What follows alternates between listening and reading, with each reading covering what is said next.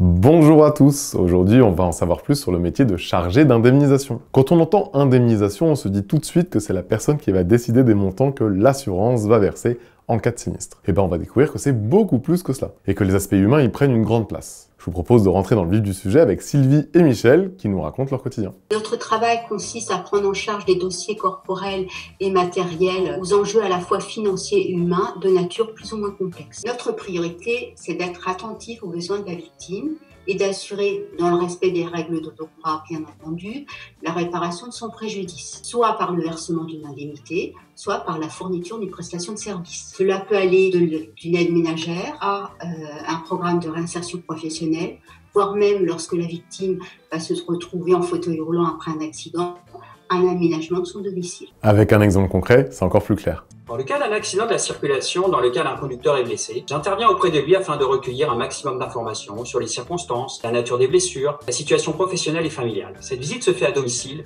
ou au centre de rééducation. Je lui explique alors le processus d'indemnisation, les garanties contractuelles s'il est assuré auprès de ma compagnie. Je me renseigne sur les possibilités de remboursement des frais de soins, la durée de l'arrêt de travail, l'importance des pertes de revenus. Enfin, je détermine s'il y a lieu de déclencher une expertise médicale. On a demandé à nos deux pros les qualités à avoir pour faire ce métier, et là, impossible d'arrêter Michel.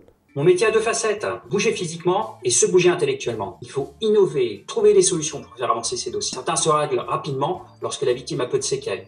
En revanche, et parfois pour les victimes jeunes, je suis amené à les suivre pendant de nombreuses années, voire même jusqu'à leur majorité. Il faut allier pragmatisme, empathie, anticipation, parce que parfois je dois répondre à des besoins immédiats, trouver des solutions dans les 10 minutes. Je sais pas vous, mais moi ce qui me frappe, c'est à quel point on rentre dans la vie des assurés pour trouver des solutions et pouvoir aider. C'est vraiment un métier pour lequel il faut être à l'écoute, en empathie. Avec une fonction comme celle-là, il n'y a aucun doute, quand j'assure, j'agis.